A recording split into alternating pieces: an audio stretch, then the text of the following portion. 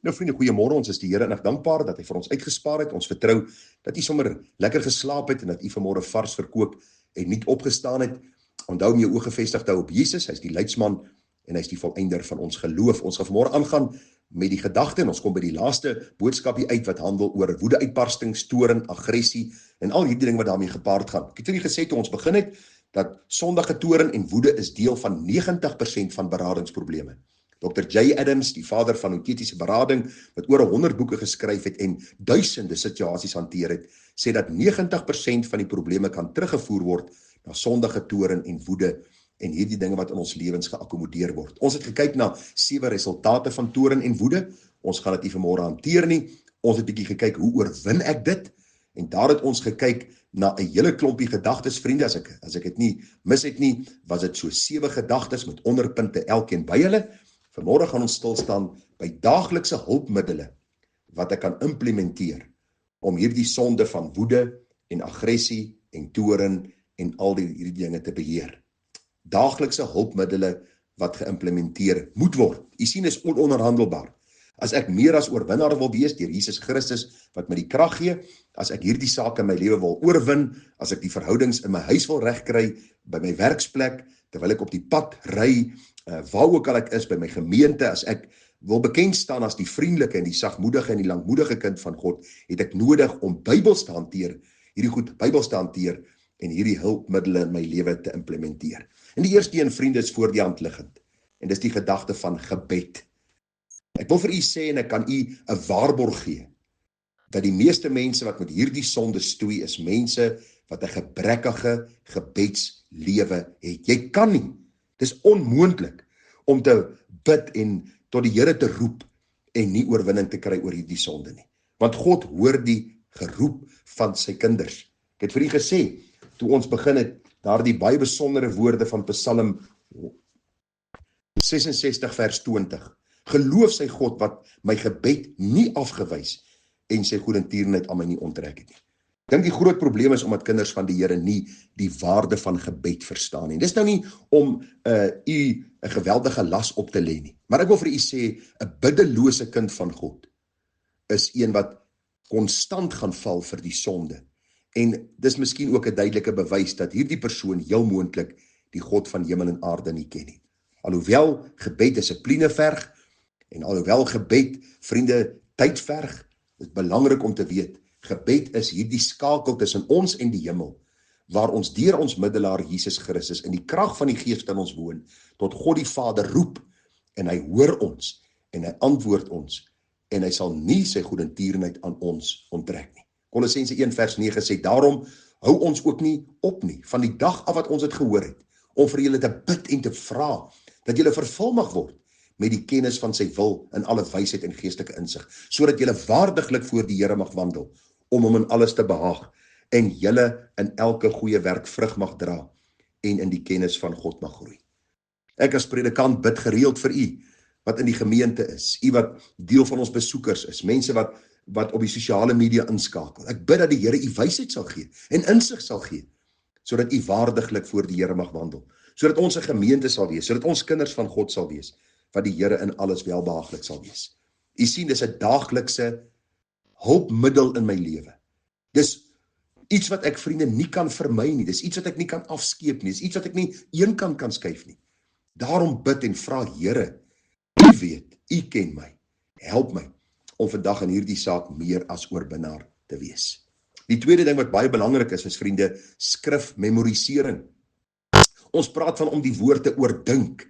Ek hou nie van die woordjie mediteer nie, maar vriende, dis niks fout om te sê ek moet die woord mediteer. Met ander woorde, ek moet die woord opbreek, die verse wat ek memoriseer, moet ek opbreek in my gedagte. Ek moet gedeelte vir gedeelte daaroor dink, dit oordink en dit bepeins, sodat my siel en my hart kan verander en my optrede dan radikaal in 'n ander rigting kan stuur. Hoor wat sê Psalm 119 vers 11. Ek het u woord in my hart gebere, dat ek teen u nie sal sondig nie. Hoe werk dit? Kom ek probeer gou vir u verduidelik. Psalm 119 vers 11 sê ek, die verantwoordelikheid lê by my. Werk jou eie heiligheid met vrees en bewing. Ek het u woord in my hart gebere. Met ander woorde, die kind van God het 'n verantwoordelikheid om die woord te lees. Nou sê die psalmdigter, ek het u woord, waar het ek het geberre? In my hart. Ons kan nie altyd die Bybel by ons hê nie. Ons het nie altyd die Bybel, vriende, in ons hand nie. Daarom is dit noodsaaklik om die skrif te memoriseer. En al die flou verskonings wat u en ek al gebruik het, vriende, dit dra nie water nie. Ons kan 'n vers soos hierdie memoriseer. Daar is duisende kort, bondige verse met verskriklike baie inligting in wat ons kan memoriseer. So ek het die woord, ek het die verantwoordelikheid nagekom, ek het God se woord, wat die onfeilbare woord van God is, in my hart geberre. Ek het dit gememoriseer. Waarom? Dat ek teen u nie sal sondig nie. Here, dat ek nie teenoor u sal oortree nie. Wat is sonde? Sonde is rebellie teenoor God. Ek wil nie teenoor God oortree nie, daarom memoriseer ek sy woord. Ag vriende, ek kan vir u nog op baie verse wys. U kan gaan lees. Daar is Spreuke 14 vers 17, Spreuke 14 vers 29, Spreuke 15 vers 1, Spreuke 15 vers 18, 16 vers 32. Daar is soveel ander verse. Daarom skrifmemorisering van kardinale belang. Dan is daar ook oordink gebeure en gevalle wat plaasgevind het. Dis baie belangrik, vriende, dat ons baie keer sal dink oor scenario's wat plaasgevind het. Dink oor hoe jy anders kon opgetree het. En dan oefen jy jou in die godsaligheid. Dis belangrik om aan die einde van die dag te dink oor jou dag. Jouself te dink, weet ek het daar gery, en ek het daar die man sleg gesê wat voor my ingery het. Of ek het by die werk gekom, geïrriteerd met die verkeer, en ek het hierdie persoon wat my gegroet het, en miskien iets vir my genoem het, of gevra het, kortaf geantwoord, en daar het 'n argument ontstaan, en ek is woedend van hom weg, en hy van my. Hoe kan ek dit anders hanteer het? Dink oor scenario's, dink oor gebeure. Jy het by die huis gekom, en jou vrou het jou miskien iets gevra, en jy is geïrriteerd gewees, omdat die pad besig was, en jy antwoord haar, en vanaand gaan slaap julle kwaad vir mekaar. Vra die Here, Here, help my om gebeure te oordink, en dan ook hierdie sake Bybels te besin, daaroor te pyns, en dan ook vergifnis te vra waar nodig, en dan verandering in my lewe te implementeer. En dan 'n laaste gedagte wat ek vir u wil noem, dit staan nou nie in die Bybel nie, maar ek wil tog vir u dit noem, is om 'n dagboek by te hou. Probeer so in die môres as jy wakker word, net so 'n paar aantekeninge in jou dagboek te maak van dinge wat gebeur het miskien die vorige dag, dinge waar jy geval en gestruikel het, patrone in jou lewe op te tel en vir die Here te vra, help my om nou waaksaam te wees. Here, u weet as ek by hierdie kliënt kom, is dit dikwels dit wat gebeur. Of Here, as ek by hierdie bepaalde saak uitkom, gebeur dat. As ek op die pad ry, as ek by my huis kom, as ek by familie aankom, miskien by my skoonouers aankom, is hierdie dinge wat gebeur. Help my om dit Bybels te oordink en dan ook Bybels te hanteer. So dit is, vriende, net so 'n paar kort hulpmiddele wat u en ek moet implementeer. Onthou, gebed is van kardinale belang. Dis nie onderhandelbaar vir 'n kind van die Here nie. Dis van kardinale belang.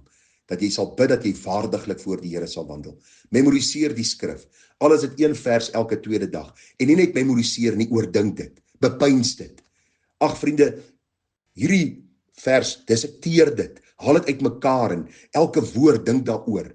En soos ek vir u gesê het, dat ons kan leer dat ons teen die Here nie sal sondig nie. Oordink gebeure en gevalle wat plaasgevind het, hoe jy anders is optree, oefen jou dan in die godsaligheid en hou so ver moontlike dagboek by dat jy patrone kan raak sien en vra die Here om die oorwinning te gee, want hy is die een wat ons meer as oorwinnaars kan maak. Ag vriende, dit is hoe ons die sake in die toekoms gaan hanteer.